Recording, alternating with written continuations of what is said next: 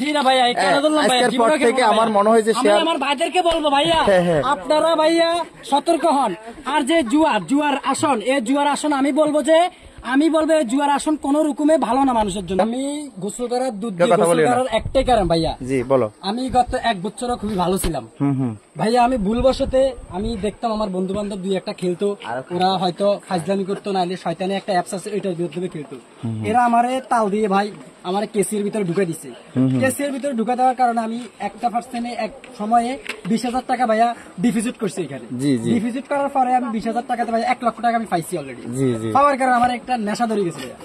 নেশা দেওয়ার কারণে এটা যাওয়ার পরে ভাইজান, এটা যাওয়ার পরে আমি আমার বিস্তারিত যে ঘটনাগুলো ওগুলো বলতেছি। যুদ্ধ গোসল করার কারণ হচ্ছে একটাই, এটার সর্বোচ্চ কারণ হচ্ছে যে কেসিও মানে প্লেন, এটা হচ্ছে কেসিও, এটা তো আমাদের বাংলাদেশের খেলা না, এটা হচ্ছে বাইরের রাষ্ট্রের খেলা। আমি অবশ্যই আমার থেকে আন্তরিকভাবে জানাচ্ছি যে যদি আমাদের বাংলাদেশে খেলাটা থাকতো তাহলে পুলিশ প্রশাসন অবশ্যই একটা কিছু করতো। আমার বিশেষ কারণ আমার ভাই বুকটা ফাটে যেতেছে, এটা আমার মাথা ফাটার কারণ ভাই। আপনি দেখেন ক্যাসিওর কারণে কি তোমার মাথা ফাটছে? ভাই এটা আমার ক্যাসিওর কারণে মাথা ফাটা না, এটা আমার ফোড়া কপাইলা মাথা আমি নিজে ফাটাইছি। আমি ক্যাসিও খেলার কারণে তুমি অত্যন্ত ডিপ্রেশনে ভোগার পরে তুমি মাথা ফাটালাইছি নিজে, একদম এক্সলিট তাই। আচ্ছা ঠিক আছে। এরপরে একটা বিশেষ কারণ হলো যে আপনারা দেখেন, আপনারা আশেপাশে সবখানে দেখবেন এই সমাজটা ভাইয়া নষ্ট হয়ে যাইতেছে। এই সমাজটা উন্নত একটা সমাজ ছিল, কেসিওর কারণে এই সমাজটা ফুলে মানে নষ্ট হয়ে গেছে। এই যে আমাকে দেখেন, আমি চট্টগ্রাম থাকি, বেশিরভাগই দেশের বাইরে থাকি, চট্টগ্রাম। ও আচ্ছা, দেশের বাইরে চট্টগ্রাম থাকো, ঠিক আছে। হ্যাঁ আচ্ছা আসিও না, আমি বলি একটু তোমার কথা শেষ, আমি বলি এখন তোমার সাথে এই ক্যাসিনো কি আর কেউ খেলে? ভাইয়া আমার সাথে ক্যাসিনো আমি একজনের নাম বলবো ভাইয়া। না নাম বলার দরকার নাই, তুমি আমার যে এজেন্ট ভাইয়া, আমি তার নাম নিব না, আমার এজেন্ট যে আমার থেকে অনেক টাকা পাইতো আমি দিয়ে দিচ্ছি ভাইয়া। এখন বর্তমান আমার থেকে এখনো 4,000 টাকা পাই।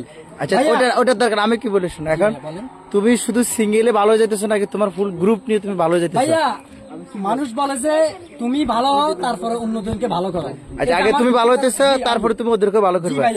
জি না ভাইয়া, আজকের পর থেকে আমার মনে হয় যে আমার ভাইদেরকে বলবো ভাইয়া, আপনারা ভাইয়া সতর্ক হন। আর যে জুয়ার আসন, এই জুয়ার আসন আমি বলবো জুয়ার আসন কোন রকমে ভালো না মানুষের জন্য। হ্যাঁ ঠিক আছে, আমি বলি এখন আমি বলবো যে আপনারা যারা এই ধরনের ক্যাসিনোর সাথে জড়িত অবশ্যই আমাদের ফেরদৌসের মতো এরকম সুন্দর একটা সিদ্ধান্ত নেবেন। সবাই ক্যাসিনোকে না বলুন, এই ক্যাসিনো আপনাদেরকে অনেক ধরনের ক্ষতি করতে পারে, শারীরিকভাবে ক্ষতি করবে, আপনাদের অর্থনৈতিকভাবে ক্ষতি করবে, মানসিকভাবে ডিপ্রেশন দেবে। হ্যাঁ তো সবাই এখান থেকে শিক্ষা গ্রহণ করবেন। আমাদের ফেরদৌস আজকে এখান থেকে দুধ দিয়ে গোসল করি, সে পুত পবিত্র হইতেছে, সে আর কখনো ক্যাসিনো খেলবে। ঠিক আছে ভাই, তোমার কথা থাকবো ইনশাআল্লাহ। আমার এই জবান দিছি ভাই, আমি আর জীবনও খেলবো না। তুমি জাতির উদ্দেশ্যে বলো, তুমি কথা বলিও না, তুমি বলো যে ক্যাসিনো খেলি তোমার কি কি ধরনের ক্ষতি, কম কথার ভিতরে ছোট্ট করে দিয়ে একটা কথা বলো। ক্যাসিনো খেলি আমি বেশি কথা লম্বা সময় নিব না, শুক্রবারে জুমার দিন সবাই জুমাতে যাবে। আমি শুধু এটাই বলতে চাচ্ছি ভাইয়া, এই ক্যাসিনো খেলি আমার পুরো লাইফটাই বরবাদ হয়ে গেছে ভাইয়া, পুরো লাইফটাই আমার হ্যাং হয়ে গেছে। তার মানে কেউ এই ক্যাসিনো খেলে সুখী নাই? সুখী না ভাইয়া, সব দুঃখী। লক্ষ্মীপুর আইডিয়াল আলিম মাদ্রাসা জাগতিক ও নৈতিক ইসলামী শিক্ষার সমন্বয়ে আপনার সন্তানকে সৎ, যোগ্য, আলেমে দ্বীন ও দেশপ্রেমিক সুনাগরিক হিসেবে গড়ে তোলার অঙ্গীকার নিয়ে লক্ষ্মীপুর আইডিয়াল আলিম মাদ্রাসা আছে আপনার পাশে। এখানে প্লে থেকে আলিম পর্যন্ত সাধারণ বিভাগ, বিজ্ঞান বিভাগ, হিফজুল কোরআন ও গার্লস শাখায় ভর্তি চলছে।